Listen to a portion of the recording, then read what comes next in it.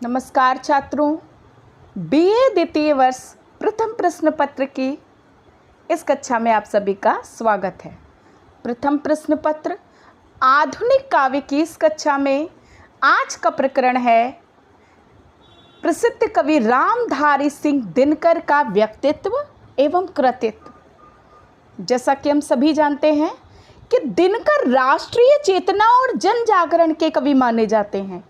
वे समाज एवं राष्ट्र के लिए संघर्ष एवं क्रांति के पक्षधर थे।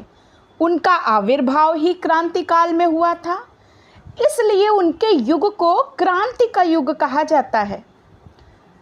राष्ट्रीय जीवन को स्वतंत्र, स्वस्थ एवं सुखी बनाने के हेतु उन्होंने बिगुल बजाया, एक हुंकार भरी, और वही हुंकार, वही ओजस्वी स्वर हमें दिनकर की कविताओं में दिखाई देता है।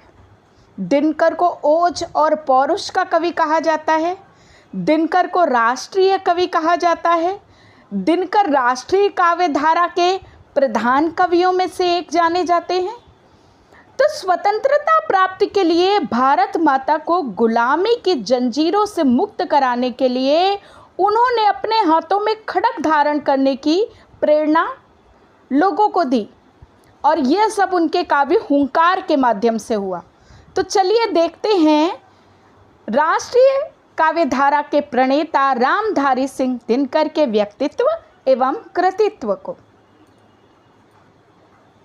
श्री रामधारी दिनकर का जन्म 30 सितंबर सन 1908 को जिला बेगूसराय, बिहार के सिमरिया नामक ग्राम में हुआ था।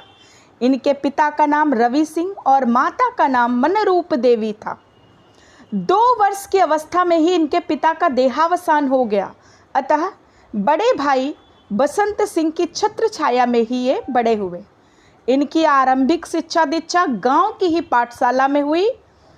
इन्होंने हाई स्कूल की परीक्षा मोकामा घाट स्थित रेलवे हाई स्कूल से उत्तीर्ण की और हिंदी में सर्वाधिक अंक प्राप्त करके भूदेव स्वर्ण पदक जीता। अपने विद्यार्थी जीवन से ही इन्हें आर्थिक तंगी के कारण अत्यंत कष्ट झेलना पड़ा। विद्यालय के लिए ये घर से पैदल 10 मील रोज आते जाते थे। सन 1932 में पटना आकर इन्होंने बीए की परीक्षा उत्तीर्ण की। ग्रामीण परंपराओं के कारण दिनकर का विवाह भी किशोरावस्था में ही हो गया था। अपने पारिवारिक दायित्वों के प्रति दिनकर जीवन भर सचेत रहे और इसी कारण जीवन के अधिकांश समय में इन्हें नौकरी करनी पड़ी। सन 1932 में बीए करने के पश्चात वे एक नए स्कूल में अध्यापक बने। सन 1934 में इस पद को छोड़कर वे सीतामढ़ी में सब रजिस्ट्रार बने। सन 1950 में बिहार सरकार ने इन्हें मुजफ्फरपुर के स्नातकोत्तर महाविद्यालय में हिंदी विभागाध्यक्ष के पद पर नियुक्त किया। सन 1952 से 63 तक वे राज्यसभा के सदस्य भी मनोनीत किए गए। इन्हें केंद्रीय सरकार की हिंदी समिति का परामर्शदाता भी बनाया गया था। सन 1964 में ये भागलपुर विश्वविद्यालय के कुलपति भी बने। दिनकर को कवि रूप में पर्याप्त सम्मान मिला। पद्म भूषण की उपाधि, साहित्य अकादमी पुरस्कार, द्विवेदी पदक, डीलिट की मानक उपाधि, राज्यसभा की सदस्यता आदि उनके कृतित्व की तथा राष्ट्र द्वारा उनके व्यक्तित्व को स्वीकृति के प्रमुख प्रमाण हैं।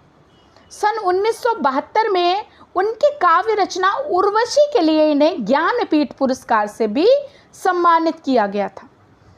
इनका स्वर्गवास 24 अप्रैल सन 1974 को मद्रास, जिसे आज चेन्नई कहा जाता है, वहाँ पर हुआ। तो दिनकर को यदि हम देखें तो वे वर्तमान शासन अर्थात अंग्रेजी शासन के प्रति विद्रोह और असंतोष की भावना व्यक्त करते दिखाई देते हैं और अपने अंतर मन की भावनाओं को राष्ट्रीय चरित्र के प्रति प्रेरित करके वो लोगों के बीच रखते दिखाई देते हैं। वे देश की वर्तमान दशा का गीतों के माध्यम से ज्ञान करके सांप्रदायिक तत्वों का विरोध करके नवीन युग की नव कल्पना की आधारशिला रखते दिखाई देते हैं। अपनी कविता सिंहासन खाली कराने जनता आती है से उन्होंने तत्कालीन शासन में खलबली मचा दी थी, सर्वत्र विह्वल क्रांति का शंखनाद कर दिया। अधोलिखित पंक्तियों में राष्ट्रीय जागरण एवं बलिदान की प्रेरणा जो है वो दिखाई देती है। पंक्तियां हैं, समय दूह की और मेरे गीत विकल धारा, आज खोजते उन्हें बुलाने वर्तमान के पल आए, शैल श्रृंग बढ़ समय सिंधु के आर पार तुम्हारे रहे, किंतु ज्ञात क्या तुम्हें भूमि का कौन धनुज पथ घेर रहे। तो इस तरह से वे जनता को तत्कालीन व्यवस्था के प्रति विद्रोह करने तथा नव शासन की नींव रखने की ओर प्रेरित करते दिखाई देते हैं। चलिए देखते हैं दिनकर के कृतित्व को। दिनकर का साहित्य विपुल है, जिसमें काव्य के अतिरिक्त विविध विषयक गद्य रचनाएं भी आती हैं और निबंध विधा में भी दिनकर की उपस्थिति अपनी गौरवमयी गाथा गाते दिखाई देती है। कुछ प्रमुख काव्य रचनाओं का संक्षिप्त परिचय इस प्रकार है। इनकी प्रसिद्ध काव्य रचनाओं में सर्वप्रथम रेणुका, दिनकर जी को कवि रूप में प्रतिष्ठित कराने का श्रेय इसी काव्य रचना को जाता है। इसमें अतीत के गौरव के प्रति कवि ने आदर भाव व्यक्त किया है तथा इसके अंतर्गत वर्तमान की नीरसता से कवि के दुखी मन की वेदना भी झलकती है। हुंकार, इसमें कवि ने वर्तमान समय की दीन दशा के प्रति आक्रोश व्यक्त किया है तथा इसी ओजस्वी रचना ने इन्हें राष्ट्रीय काव्य धारा के कवि की श्रेणी में प्रतिष्ठित किया था। कुरुक्षेत्र, यह सत्य की उपासना का, पराक्रम का तथा पौरुष का महाकाव्य है। इसमें महाभारत के शांति पर्व की कथा को आधार बनाकर वर्तमान परिस्थितियों को सुंदर रूप में दर्शाया गया है। उर्वशी, यह एक नाटकीय महाकाव्य है। इसमें कवि ने प्रेम और काम का बहुत ही सूक्ष्म और मनोवैज्ञानिक विश्लेषण किया है और इसी रचना पर कवि को ज्ञानपीठ पुरस्कार से भी सम्मानित किया गया था।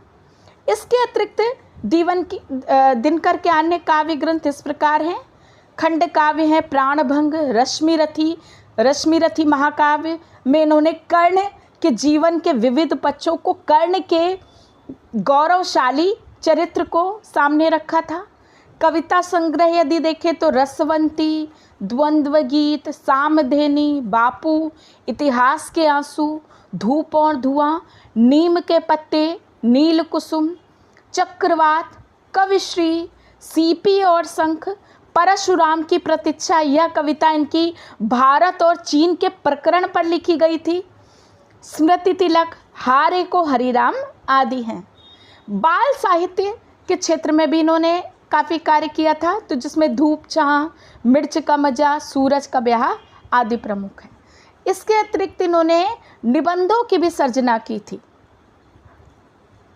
तो इस तरह से हम देखते हैं कि दिनकर का साहित्य भारतीय जनमानस को क्रांति की नवीन भावना से परिचित करते दिखाई देता है।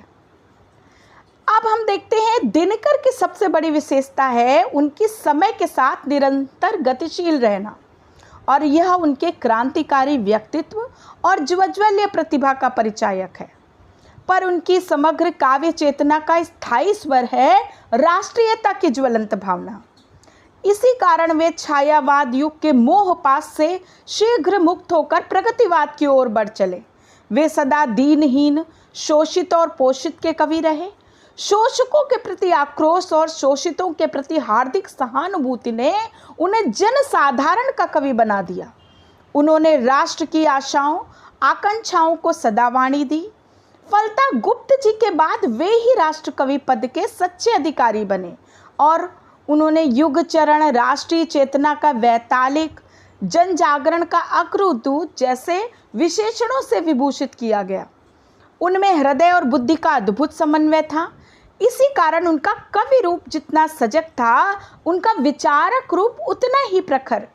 वे हिंदी के गौरव हैं और जिन्हें पाकर सचमुच हिंदी कविता धन्य हुई मानी जा सकती है।